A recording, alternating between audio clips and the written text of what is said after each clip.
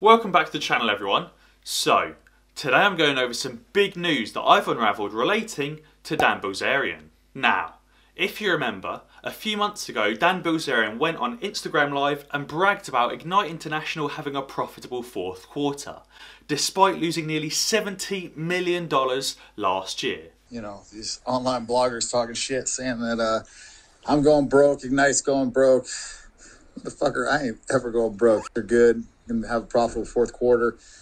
As you can imagine, this seems absolutely impossible. The quarter 4 results announcement for Ignite International has just been released, and although Ignite are making some profits, some things just don't add up from a financial perspective.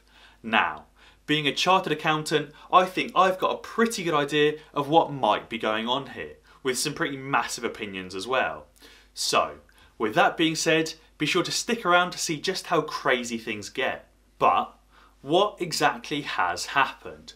Dan Bilzerian or Ignite International just announced that in the fourth quarter alone, Ignite sold around $10.1 million of product. Which sounds great, right? But if we compare that to the historic revenues, for the entire of 2019, Ignite only made $9.6 million. And for the first 3 quarters of 2020, only $6.5 million. To break it down, Dan has managed to make more money in one single quarter than the entire of 2018, the entire of 2019, and the first 3 quarters of 2020. If we dig a little deeper, of that $10 million, around $5 million came from December alone.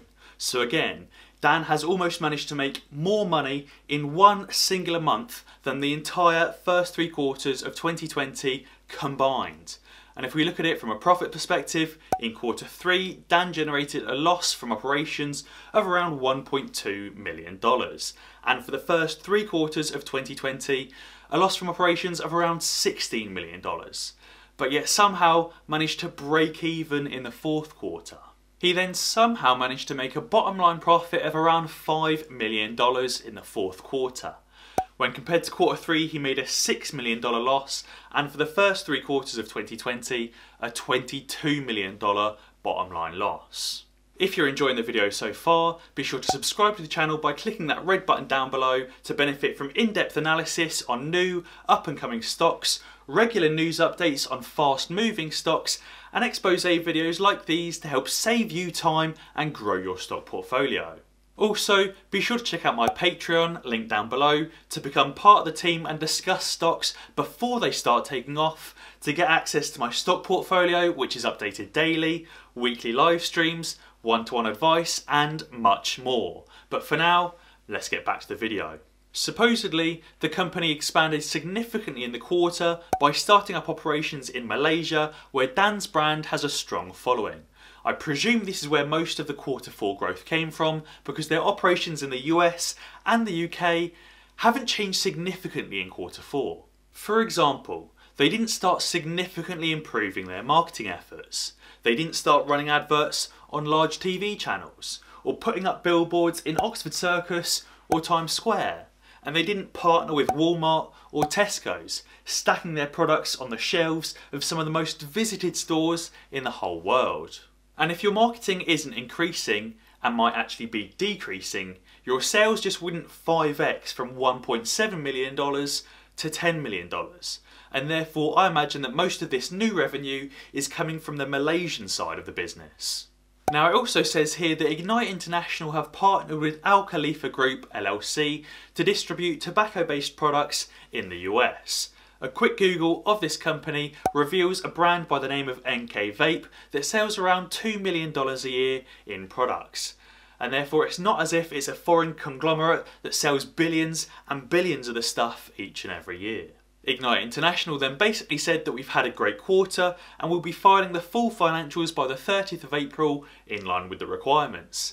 Dan was quick to post about it on Twitter and Instagram, claiming that he was right, as he always predicted.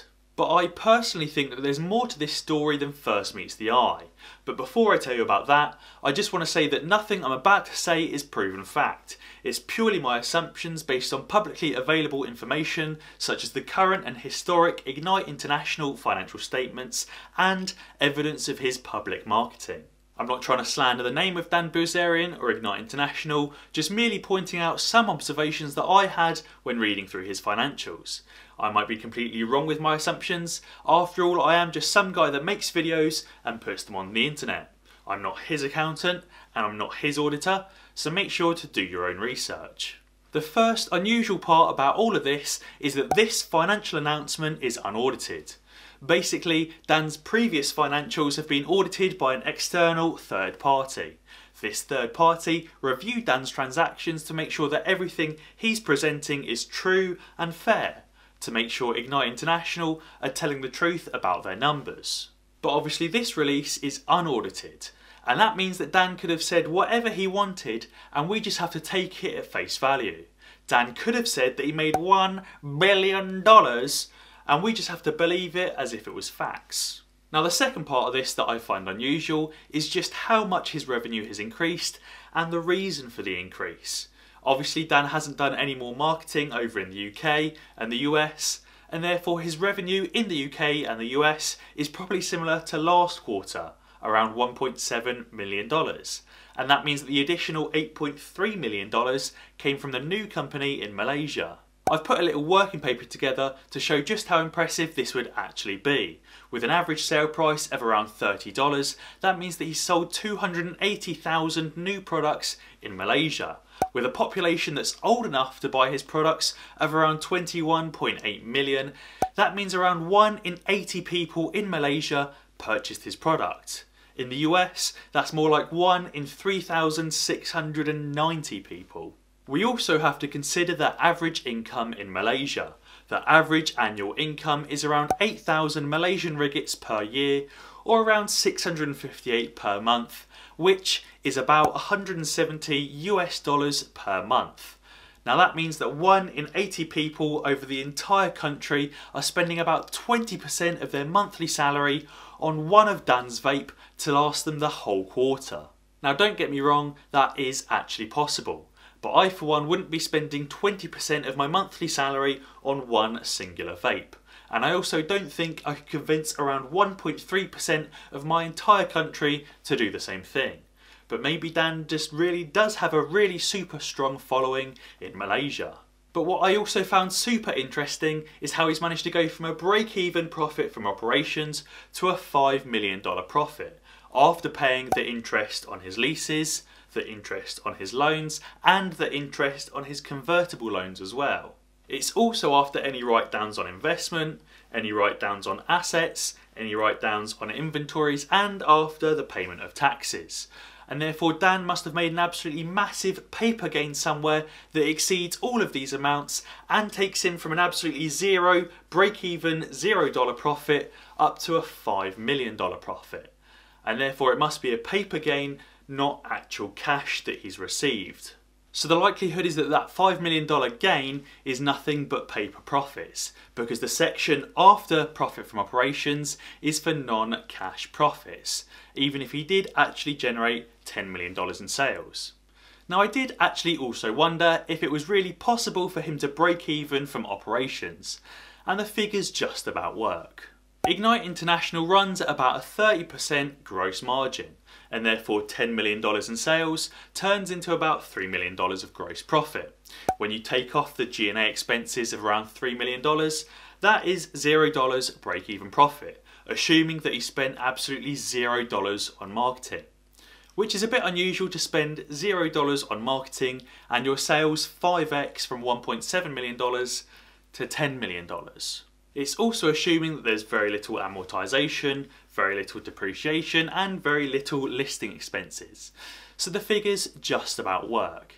Now I think it will be really interesting to see in April when the audited versions of these financials are made available. Maybe the figures will change, maybe the figures won't change.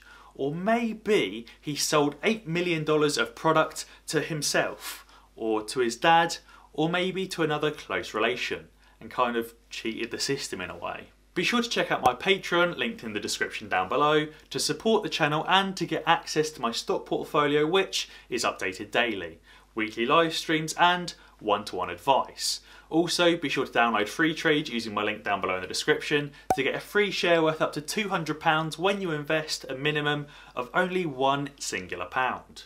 If you enjoyed this video, then be sure to check out some of my others. Alternatively, subscribe to the channel and ding the notification bell, because that way you'll be alerted when I upload a new video. Cheers!